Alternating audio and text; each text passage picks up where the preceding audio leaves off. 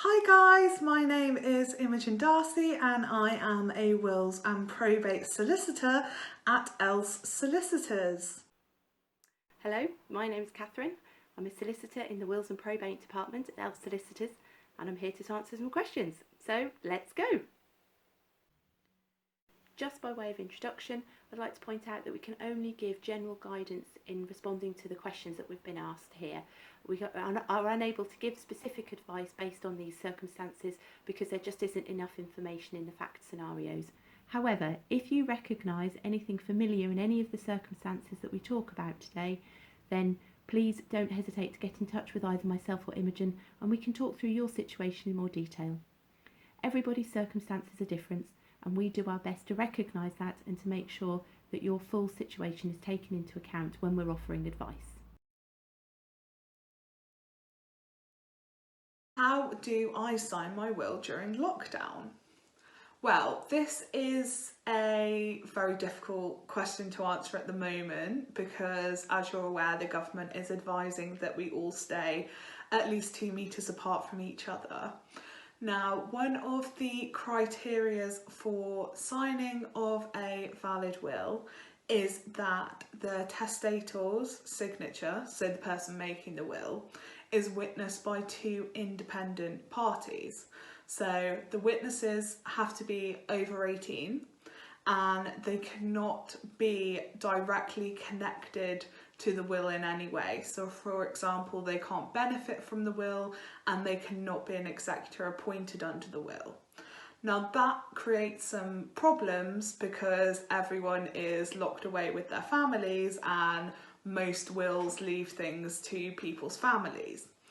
One of the ways that we are advising our clients to deal with this is to conduct garden fence signings or driveway signings. So the document would be placed on a garden bench or a doorstep and you would stand with your door open or stand in your respective garden and your neighbours would act as witnesses and they would be able to sign from a safe distance and abide by social distancing guidelines, and then you would have a valid will. The problem with this is that we are not sure whether the guidelines are going to be relaxed or really what's going to happen. All I can say is that the requirement for 2 witnesses do stand and we are trying to be as flexible as possible for our clients. And another point to make is that documents that are signed by witnessing through a window are not valid. So please do not try and sign a legal document by peering through your neighbour's window because it will not be valid. So now we come on to the next question. And this question asks, my brother would like his assets to come to me as his only surviving family member. Does he need a will? Well, again, general guidance would say that in any situation where there's any uncertainty about where assets would go or you want to make sure they pass to the right people, then make a will. And that's just for clarity and certainty so everyone's aware of your wishes. However, in general terms, if the situation is as outlined in the question, if the brother and his sibling are the only 2 family members and there are no spouses, no partners, no children, no parents around, then the answer is probably without a will, the brother's assets would pass to the sibling. However, it's difficult to say with certainty because there may be other factors that are involved. So again, we would encourage that family to speak to us for some further advice so that we can just clarify the situation with them. Question 3 looks at a slightly different situation. In this situation, we have a person who's been cohabiting with their partner for the last 18 months. Their partner owns the house, but the person who's asking the question wants to know if their personal assets will go to their parents or if they need a will to make sure that that will happen. Again, our general advice would always be in any situation where there might be any uncertainty as to who will receive things after your death, then make a will. It just makes the situation much more clear for everybody and people know what your wishes are. If you haven't got a will in place, then how your personal effects are dealt with are governed by a set of rules called the intestacy rules. And it may be that your assets do end up passing back to your parents, but it really depends on what other family members you have. So again, for more advice and guidance, you'd need to contact us at ELS Solicitors. If I want to change my executors, do I need to redo my will? Well, if you are simply changing out your executors for another person and the change is very straightforward, then we could prepare a document for you called a codicil. A codicil sits alongside your original will and would switch out the executor clause as if it never existed. However, if you are seeking to make changes that are more substantial in nature, or if you have had a change to your family or financial circumstance, then we would seek to make a new will, as there's no point having a document that is not fit for purpose. However, this is entirely dependent upon your personal circumstances, and we recommend updating your will every 3 years just to make sure it's up to date and correct. The next question asks, I have a will, but I don't know where it is, so should I make a new one?